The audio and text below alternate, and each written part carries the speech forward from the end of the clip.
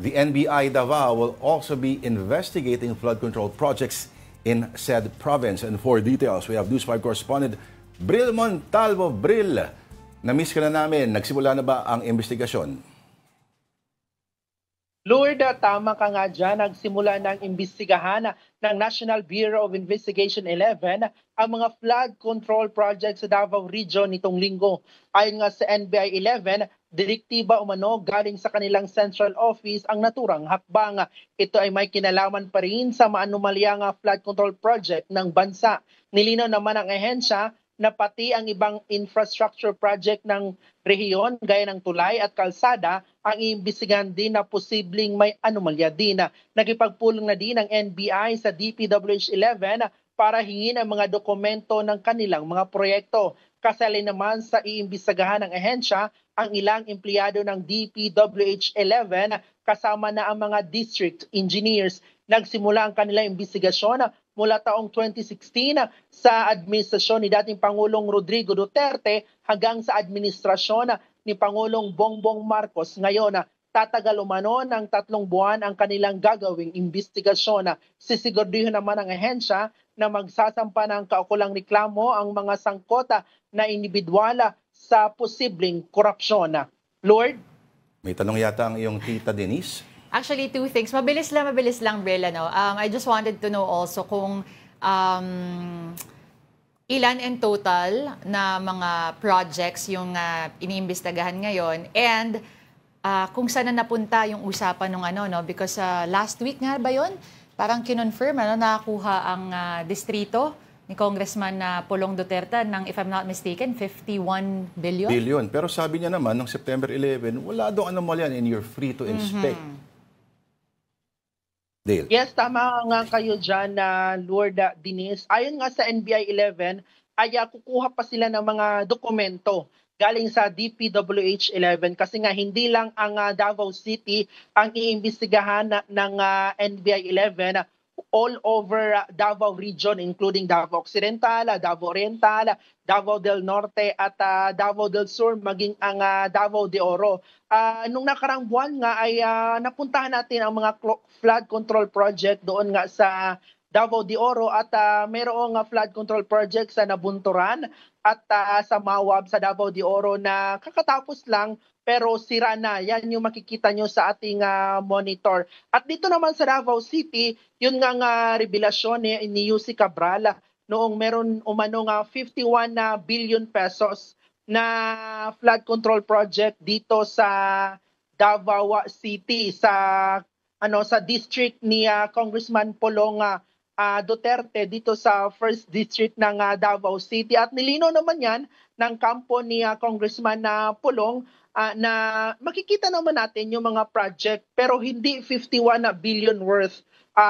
Nasa 49 billion plus lang itong worth. At nagpakita naman ng dokumento itong ang opisina ni Congressman Pulong. Galing din yan sa DPWH yung mga dokumento at nilinaw din nila na hindi lang composed o flood control project itong ang 49 billion na budget. Meron din diyang mga bypass roads, may mga tulay, at meron ding mga kalsada. So sa 49 billion ay hindi lang composed of flood control project. Meron ding ibang infrastructure project mula 2020 hanggang 2022.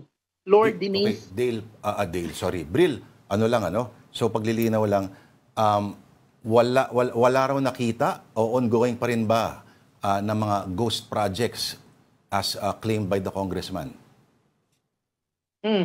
Yes, dito Lord, walang ghost project dito sa Davao City sa sa district nga ni Congressman Pulong Duterte dito sa Davao City. Base na rin sa mga dokumentong kanyang ipinakita. So tiningnan natin ang ibang mga dokumento na ipinisenta ng opisina ni Kong Pulong at nakita naman natin na may mga ongoing at may mga natapos na mga proyekto, Lord. So yung nakikita natin na video, sa ibang distrito yon, Bril? Yes, tama ka nga dyan, Lord. Sa ibang lugar yon. Yung mga pinakita kanina, yun yung pinuntahan natin sa probinsya ng Davao de Oro. Diyan ba sa city talagang nagbabaha, Bill? Ano bang sitwasyon dyan? Kailan kayo nakaranas ng malakas sa pag-ulan talaga? Kasi alam ko, bihira tamaan yan ang Davao, di ba? Lord, dito sa amin, dito nga sa Davao City, pag may malakas na ulan, may mga part ng Davao City na binabaha hanggang tuhod. Pero ilang oras din ang makalipas matapos ang ulan ay nagsasubside din naman. Ay, naalala ko lang nang kinover siya, no? Okay. So, ito, ano pa bang mga balita? Ano pa bang mga uugong na balita dyan, Bril? Doon sa sinasab, alam natin ang nangyayari sa Dahig, no? Ano bang latest yan sa magkakapatid? Pwede mo kaming batuhan ng mga ilang balita? Alam niyo, Lord, no, hinihintay pa natin ang mga komento dito nga ni Congressman Polong, ni Acting Mayor Sebastian Duterte sa kanilang reaksyon hinggil nga sa itong mga nangyari sa kanilang ama doon na sa Dahig. Kasi nga ngayon lang ay nagpalabas ng statement ito nga si Vice President Sara Duterte na meron umanong bumisita doon na nag-welfare check na galing sa gobyerno ng Pilipinas sa embassy doon sa Dahig at pinuntahan doon sa loob ng ICC. Ito ngang si former President Rodrigo Duterte without knowing sa family Duterte, mukhang hindi sila nagpaalam sa pamilya Duterte na may bibisita nga doon sa loob galing sa gobyerno ng ating imbahada doon nga sa Dahig. Yun ang yun yung nagbigay ng reaksyon na si VP Sara at malugod niya itong kinundin na ang nasabi nga hakbang ng gobyerno, Lord. Isipin mo kung natuloy yung presentation of charges, kahapon dapat nag-start yun. At ngayon, malamang, iba pinag-uusapan natin sa mga news. Anyway, salamat sa iyo. Ang ating News 5 Davao correspondent na palaging tama tayo, si Bril Montalvo.